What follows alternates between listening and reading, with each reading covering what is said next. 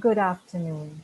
I am Dr. Luz Longsworth, Principal and Pro Vice Chancellor in charge of the UE Open Campus and Global Affairs.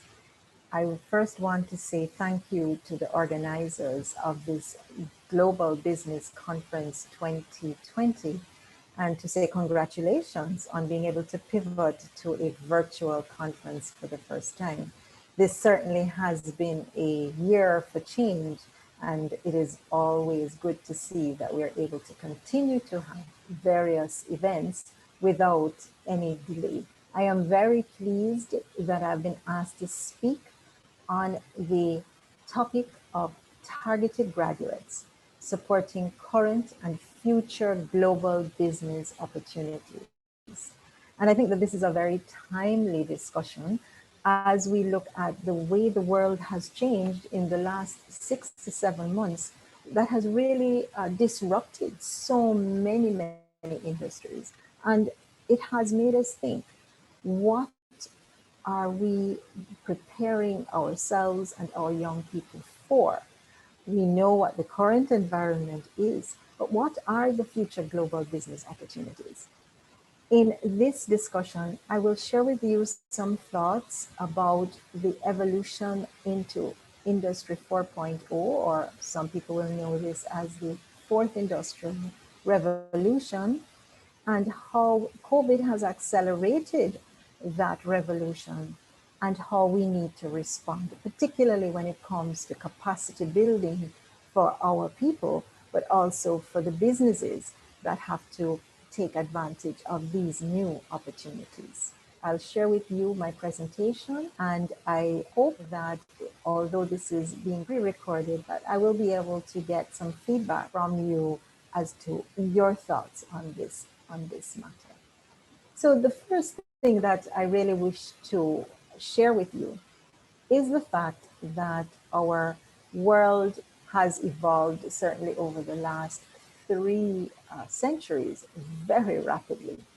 If we look at the industrial developmental trajectory, starting with the mechanical revolution in the 19th century, which is styled as Industry 1.0, we moved rapidly within a century to the manufacturing revolution, science and mass production, which would have been at the beginning of the 20th century. So it took perhaps 100 years to move from the mechanical revolution to the manufacturing revolution.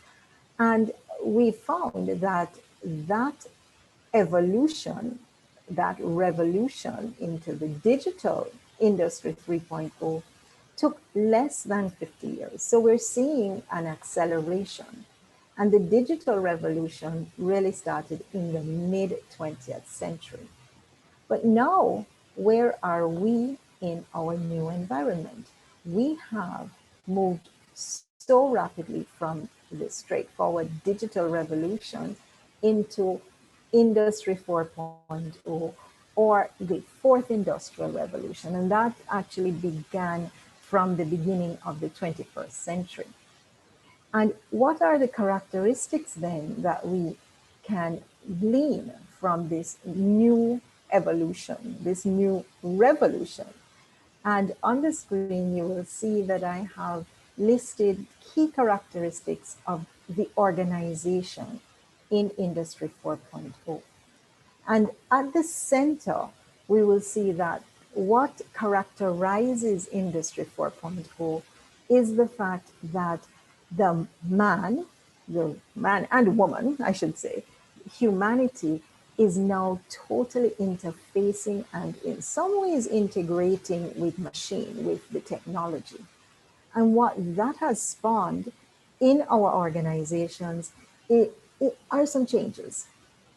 So here is what our Industry 4.0 organization is looking like.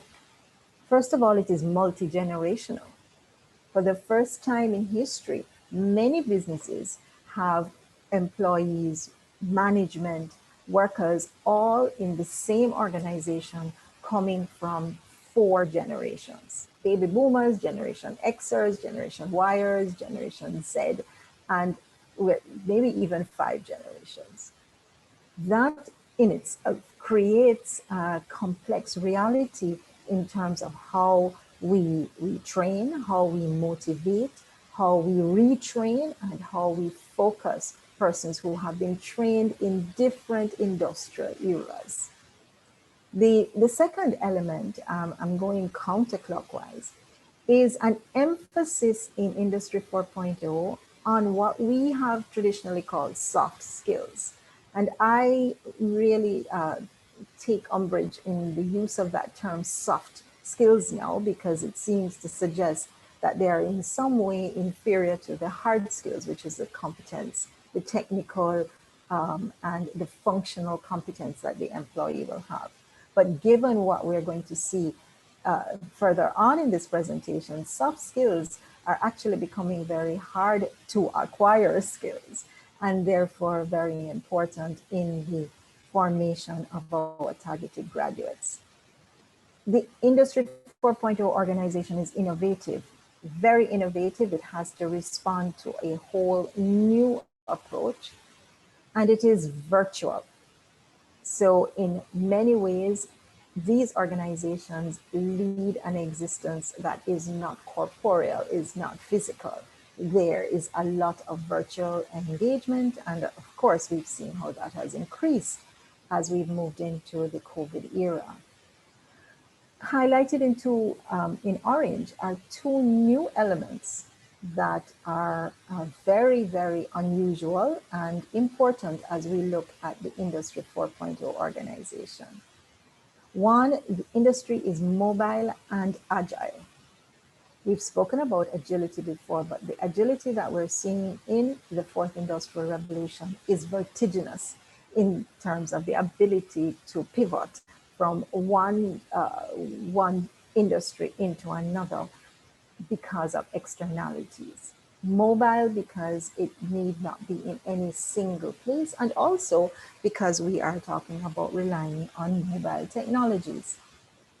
The other element is one that is perhaps quite alien to many organizations, but there is an increased focus as the world becomes perhaps more stressful on health and well-being of your employees.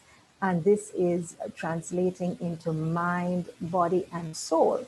In Industry 3.0, we did see a focus on health, healthy living, exercise, and eating. But what we're seeing as we move into the fourth industrial revolution is an emphasis on mind and on peace and on mindfulness, meditation, the ability to cope. And that ties in well with the emphasis on soft skills.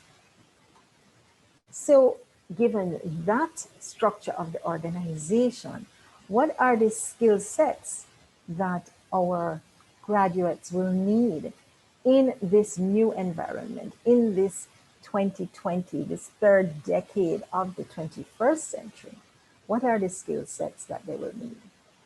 And here on the screen, you will see a slide taken from the Future of Jobs report, which is produced by the World Economic Forum. And they produced this at the beginning of 2020, the end of 2019, in fact, and compared it to what were the top skills that they had predicted for 2015 and what are the top skills for 2020. And if we look at the 10 top skills, every one of those skills in 2020 could be deemed soft skills.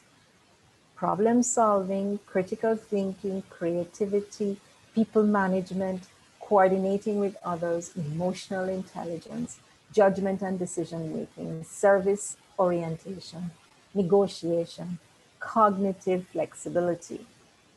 So it takes for granted that the employee already has the hard skills, the functional ability.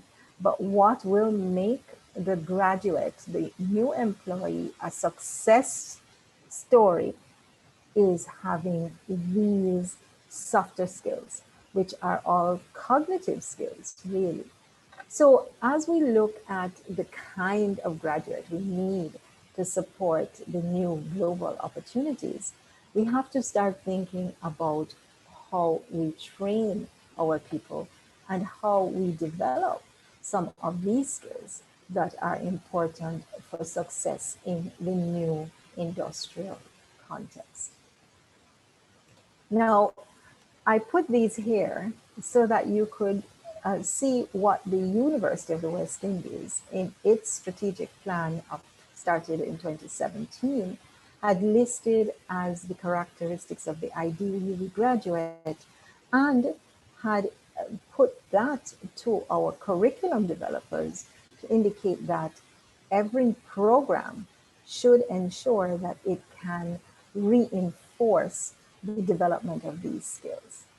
And if you look at this diagram, you will see how well it matches with the previous listing from our World Economic Forum Future of Jobs report. And here we see critical and creative thinker, effective communicator, IT skilled and information literate is a hard skill, but globally aware and steeped in regional identity, socially, culturally, and environmentally aware, innovative and entrepreneurial, and centrally guided by strong ethical principles. So we can see that our region's top university, the University of the West Indies, and I say this with no real bias, even though I am representing the University of the West Indies, but that has been validated by our rankings with the Times Higher Education, that we are the #1 university in the Caribbean and in the top 2% internationally, that we have been reflecting these skills in our curriculum and requiring that they be inculcated in the curriculum at least since 2017. So we should be seeing graduates coming out in 2020 given a 3-year degree who have started to embody these skills that are necessary for the new world of work and for supporting all the opportunities that we are creating, seeing created in this new global environment. But let us not pretend that the world has not changed since March of 2020. Really, March 2020 was a rupture in time. In fact, I am sure many of you, like me, will see all of these jokes on the internet that speaks about, 2020 as having been like 5 years long. And indeed, it would appear that we have quickly gone through a cycle since March, given what the disruption of the of COVID in this period of time and how it has affected the entire world, which is something that we have never experienced at all in any of our developments in our history. So what has the COVID-19 virus done to our work, our global business environment? First of all, it has accelerated even more the development of the fourth industrial revolution. So while the transition from 2 to 3, Industry 2.0 to Industry 3.0 may have been 50 years, the transition from Industry 3.0 to Industry 4.0 is in a matter of a couple of years, really, no more than 10 years. And in fact, rapidly accelerating into perhaps yet another industrial development. And what do we see in this new environment? We see, of course, the dominance of the digital world. We see the large role of the Internet of Things, of artificial intelligence, augmented reality. With COVID-19, we see growth of what is being called low-touch industries. And even the financial services, for example, becoming a low-touch industry. In the Caribbean, we've seen banks closing branches, replacing that with online banking, with automatic tellers, and ensuring that people do not even have to touch a point of sale machine in order to do their transaction.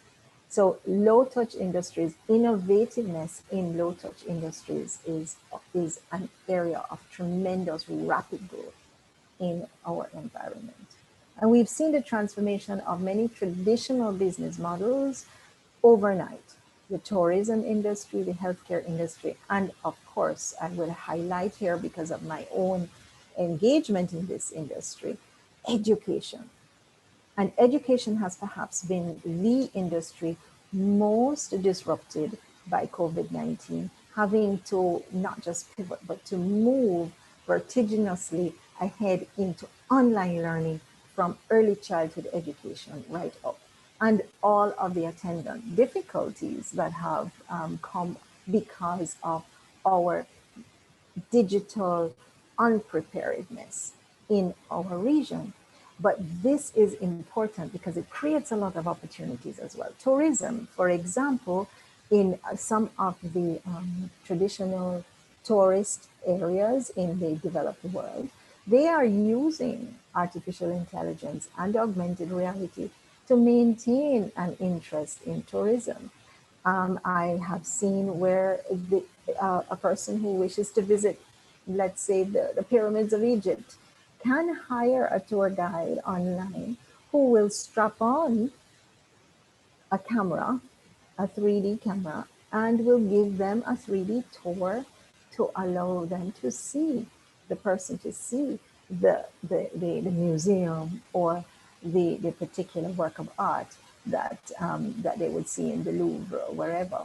I'm sure it's not the same as going, but it at least creates another type of industry that and another revenue stream for an industry that is really under threat at the moment because of COVID. Our healthcare industry, of course, is changing in terms of how people acquire or access, I should say, healthcare in terms of digital doctors, online consultations, and so on. So COVID-19 is creating new global business opportunities for which we have to prepare our graduates. So what does that mean? It means that our educational institutions have to adopt new models of training and education in order to be able to provide industries with the human resources capable of really capitalizing on these opportunities.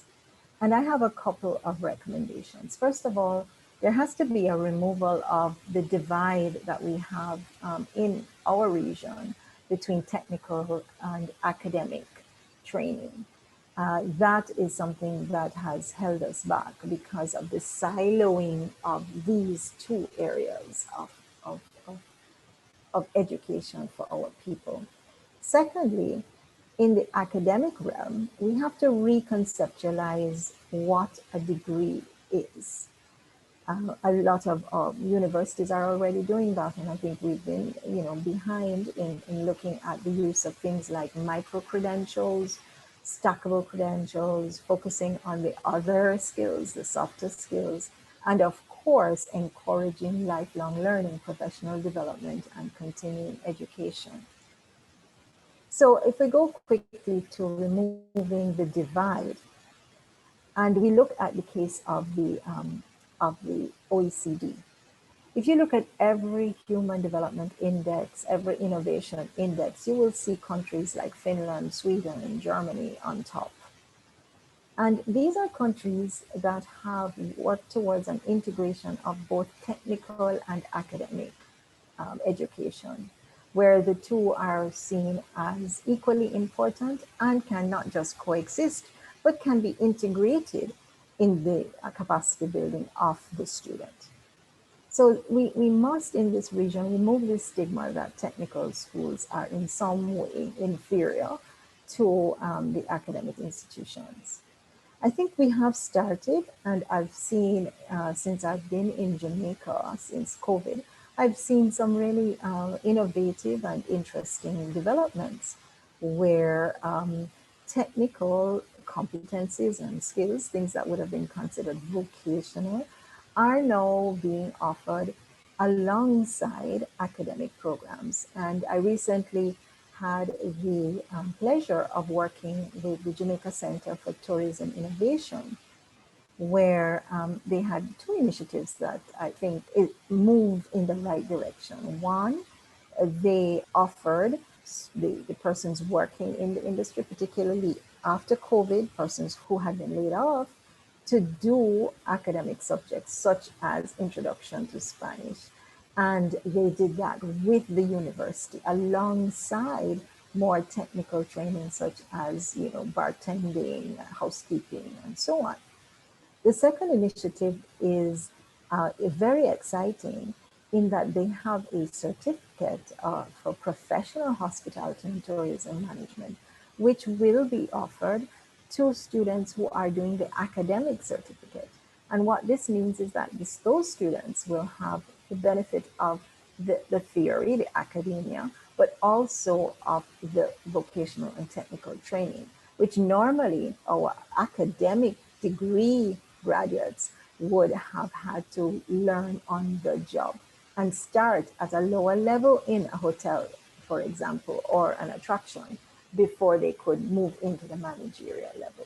So this is the kind of integration of which I speak, and which our graduates to be able to take advantage of new opportunities and to support industries and businesses that are trying to move into innovative areas.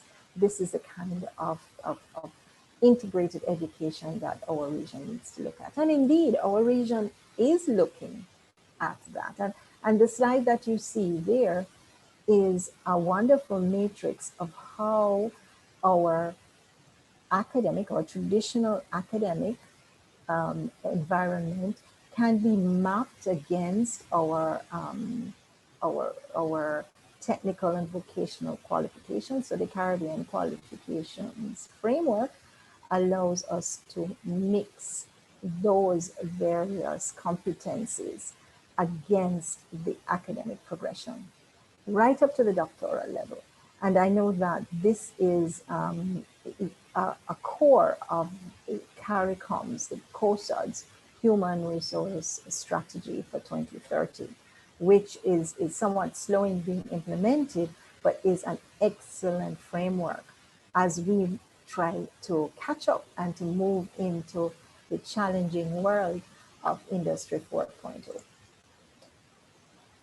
My other recommendation about reconceptualization of the degree is already underway by institutions that are traditionally research and academic institutions, such as the UWI.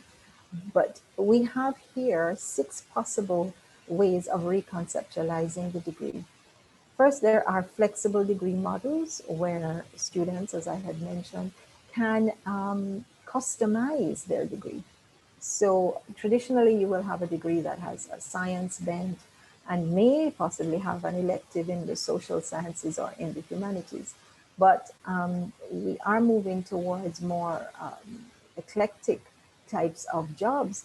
And so a student should be able to, if they are, for example, in the arts, should be able to do an engineering course if they are looking at the visual arts or the performing arts. So flexible degree models is one way of reconceptualizing and ensuring that our graduates come out with the various skills and knowledge base needed for the opportunities. The other, which is very exciting development, is micro and stackable credentials. Micro credentials are small bites of knowledge that persons can acquire over time, whether through short courses, through MOOCs, through really abridged learning experiences, but those can be added up towards a larger certification.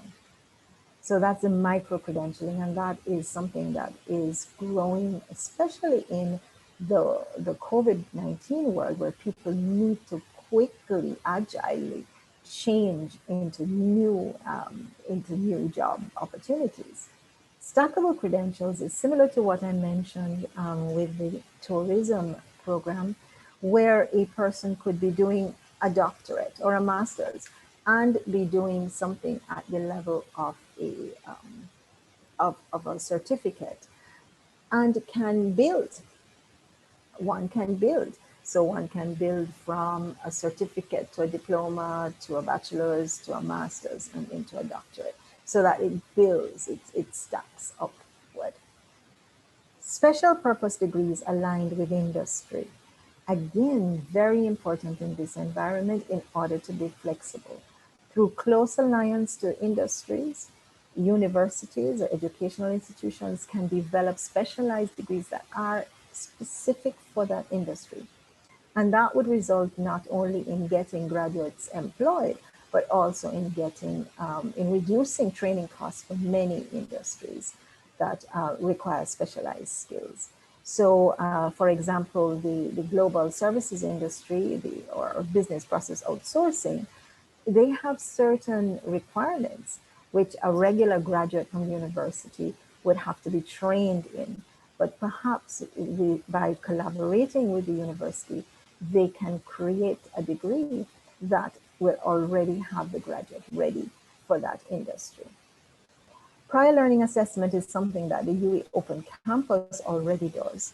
And the value of prior learning assessment is the use of experiential learning and converting that into credits, into academic credits that we can either allow the student to matriculate without having the traditional CSEC or high school type of qualifications, or if they do have those qualifications, to matriculate in an accelerated part of their program. And that allows for, again, a shortening of the degree cycle and a reduction in cost. So it allows for an agile pivoting, to use that famous word, into new industries. The Industry 4.0 world requires a focus on innovation and entrepreneurship. And one would normally think that those are only taught in the areas of business and engineering. But it is important that in every functional area, in every substantive area of academia or of technical training, that these two elements are also embedded into the curriculum, because that is the driving force of new industries. Finally, apprenticeships, an old word, come back new, and co-op degrees. Apprenticeships are not internships. Apprenticeships are longer periods of time, as are co-op degrees, but longer periods of time in an organization, learning about the needs of the organization as a part of the program.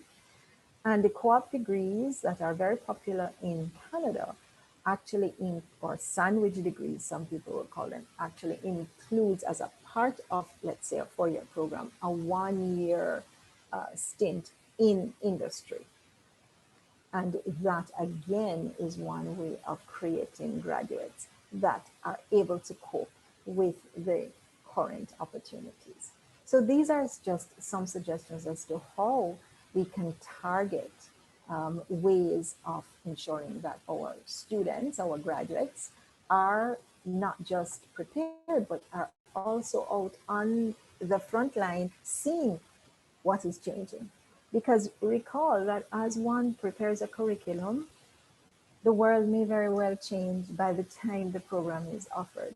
And it is very important to have that very close link with the industry in order to be able to adapt the curriculum as is needed. A key element is that our graduates must be digitally competent. This is a concern that I have had for the region for many years, as we have moved very rapidly into online learning and recognizing the level of resistance to online learning. Now we have been thrust into it. So every student should do at least 1 or 2 courses online, even when we return to, if we do, to face-to-face education. It is very important because we see what has happened when we've had to change to this new modality. Teachers were not prepared, students were not prepared, parents were not prepared. So that is very important given the digital world that we are moving into. Competency-based certification is very important, and lifelong learning is an essential element of every graduate. Learning does not end at all when you graduate. In fact, it only begins, and people should be prepared. And this is where the micro credentials are very useful. Should be prepared to continue to upgrade and change their skills even after they have qualified in a profession. 20, 30 years ago, that was not necessary. I would train to be a GP, a doctor, and yes, I would do my medical CMEs and go to courses and so on. But now the technology is changing and doctors have to learn how to use the various technologies. So this continuing lifelong learning element for the new opportunities is so important in terms of the kinds of graduates. So they have to have that mentality that no, this is not the end of my education at all. It is just the beginning. But as we've spoken in the first part, mostly about how we are going to target our graduates, how we are going to prepare them to support the businesses and to allow for agile response to opportunities both at home regionally and in the world, I would like to just do a little switch around and to have us for the last few minutes of this presentation think about whether we, and I speak here of the Caribbean, are preparing the business world for the graduates that we say we want, for our graduates. And this is something that is of concern to many educators. And I start by asking, are our industries really ready for the graduates that we want or that we say we want?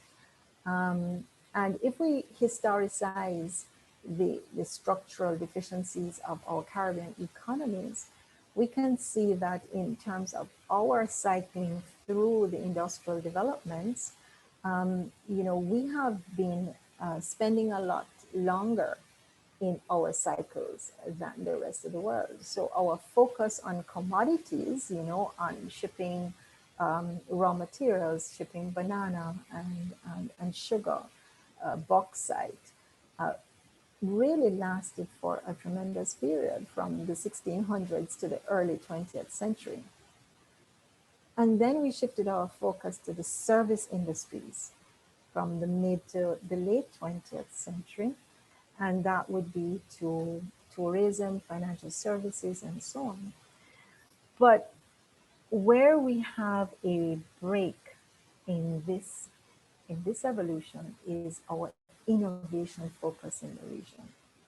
And this is of great concern because the new opportunities of which we speak at this global forum are all surrounding innovation and technology, which is the focus for the 21st century. Yet we are not creating enough industries, enough innovation in industries that would merit us being seen as innovative economies, which is a real conundrum because Caribbean people are the most innovative people in the world. And I don't think I exaggerate when I say that. But let us look at the World Innovation Rankings for 2020. Here we see that Jamaica was listed in the World Innovation Rankings at 72. Trinidad and Tobago at 98. Now, that leaves us with some concerns, I'm sure. And what I want to point out is that the traditional way of universities working with industry and government, which is called in the literature the triple helix of innovation, is the model that drove innovation in the late 20th century in the developed world. Government funding, Industry Alliance, University Research and Development. However, in our region, that has not always worked. And it is more important now for the university to become more activist, to become a part of the creation of that enabling environment that will allow for innovation to flourish through policy support, through finding funding, through mentoring, training, research and development, developing entrepreneurs. The university and educational institutions have to now help our economies to develop that innovation landscape. So as I close, my recommendations are as follows. If we are to truly create targeted graduates that will support our current and future global opportunities, we must, as societies, as organizations, as educational institutions, pay attention to these 6 items. One, we have to have an entrepreneurial preparation from the early childhood education level. 2, we have to start paying attention to those soft skills that are the winning skills for this new era. 3, there has to be closer linkages, very close linkages between academia and industry. The educational institutions cannot just be seen as providers of a labor force. They have to be seen as partners in developing an environment that will be able to move our countries forward. That will, in number 4, allow for us to have greater levels of innovation. We have to transform the education system rapidly into being able to produce these kinds of graduates. And I'm not speaking just at the tertiary level. And finally, all of our responsibility, we have to create economies that will have the kinds of jobs that will keep these graduates in our region and in our organizations.